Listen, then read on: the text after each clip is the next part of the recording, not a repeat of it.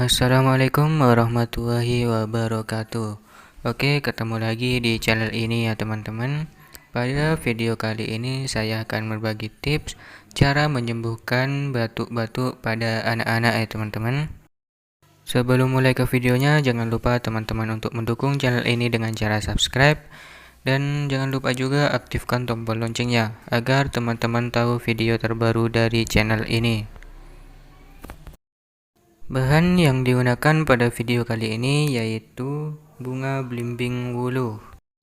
Caranya sangatlah gampang sekali, yaitu rebus belimbing wuluh sampai airnya berubah menjadi memerah ya teman-teman.